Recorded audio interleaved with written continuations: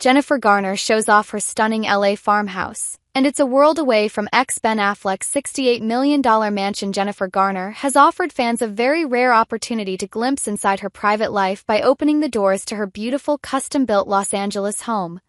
Amid ongoing speculation over her ex-husband Ben Affleck's divorce from Jennifer Lopez, the 52-year-old 13 going on 30 star revealed in a new Architectural Digest tour how she and her 3 children find sanctuary and peace inside the walls of the stunning farmhouse-style property. In stark contrast to the $68 million home Affleck and Lopez purchased at the start of their marriage, Garner's house is hidden away from the bright lights of Hollywood, providing her with a cozy and quiet retreat from the hustle and bustle of L.A. It is, she says, the place where she finds some much-needed privacy, something that she was only willing to put aside temporarily because she was so eager to share the space she built all by herself. "I'm such a private person about my home, and here I've just taken you through the entire house, and really it's for a couple of reasons," she explains to Architectural Digest. "I've never built anything all by myself before, and I'm so proud of it. I'm filled with gratitude every time I walk into my house that I get to live here, that I'm so lucky to have my kids here. It's unlike me, and yet I'm so happy to have shared it with you." Where it all began. The start of the tour, which began in the home's expansive living room, Garner explains that she partnered with famed home designers Steve and Brooke Giannetti on the project, revealing that the property actually began as a watercolor painting. "Steve and Brooke Giannetti and I have worked together for a long time, and I sat down with them one time and said, 'Okay, I know exactly the house I want to build,'" she recalls. "And I described it to them. Steve sent me a watercolor of it, and that is exactly the house we built." However, the actress admits she suffered from cold feet midway through the building process, because she grew nervous she should have done more research and mood boarding before committing to the final design. "We so didn't change much that I started panicking in the middle of the build, and I thought, I never even made a Pinterest board. I never even showed him pictures from a magazine. I just told him what I wanted and he did it, and what if I hate it?" she jokes. Thankfully for Garner, it turns out I'm really happy. Special touches. And it wasn't just the property's design that received input from Garner's close friends. Throughout the home, she has incorporated several pieces of art created by her friends and family. In her living room, the actress has 2 custom paintings by Rainer Andresen, the husband of her former Alias co-star Victor Garber, who actually features Alongist Garner in one of the pieces. The paintings are both by Rainer Andresen. He's Victor Garber's husband. And in that one, there's a little photograph of Victor and me painted into the painting. "So it's extra special dear to me," she reveals.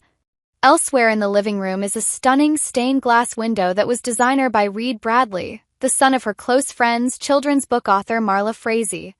Piece was inspired by West Virginia, where Garner spent much of her childhood, she shares. Through Oasis. In order to take full advantage of the stunning California weather, the mother of 3 installed sliding doors in place of a back wall in the living room, so the space can open up fully to the yard for an indoor-outdoor feeling. It is a feature of the room that Garner loves, save for one thing. "The only problem is, if my kids are having their class pool party here or something, it's very hard to keep wet kids out of the house," she jokes. "I have to really just stand guard and say, 'Get away.' I'll look over and there will be 2 wet teenagers playing the piano, and I'm just like, 'Okay, don't look.'" All in all, however, Garner says she couldn't be happier with how the living room turned out. "You know how you just imagine it, and then someday you have a perfect moment where it actually comes true? That is a chef's kiss kind of moment," she says. "A sweet surprise."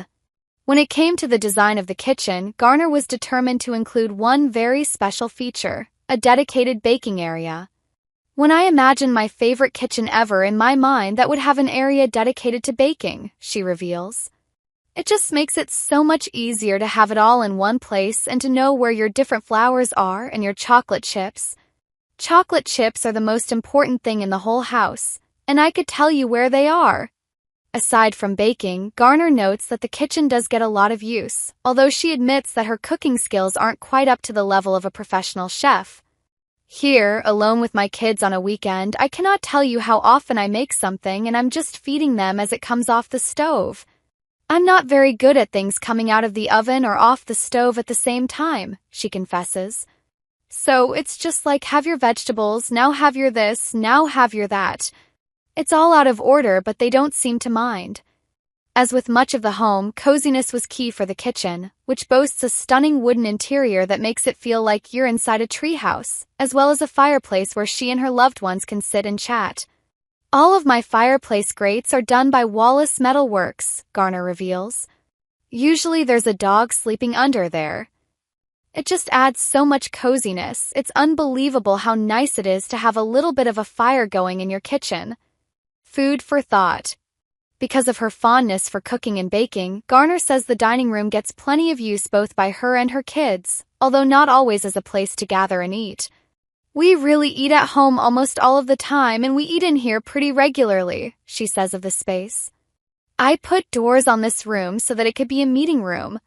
And actually, I have a lot of meetings in here because I work from home when I'm not on set.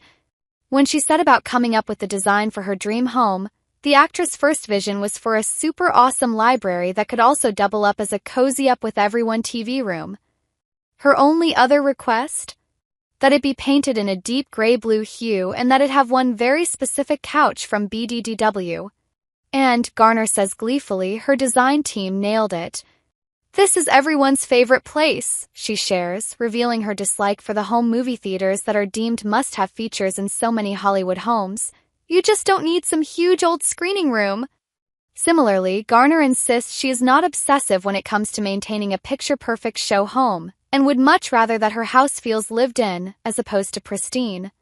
Feet go anywhere, she declares. I am so not fussy. There are feet, there are dogs, there are shoes. If you're going to build a house, you have to live in it. Lush and verdant. The library opens up onto another garden area, where Garner has installed a fire pit and several chairs, which sit on a bed of clover which she planted because it's supposed to be good for the earth. She adds, it's so easy. We just threw down seeds. And I think it's just cheerful. Garner is all about nurturing nature in the grounds of her home, where she also has an owl box just waiting for its first guest.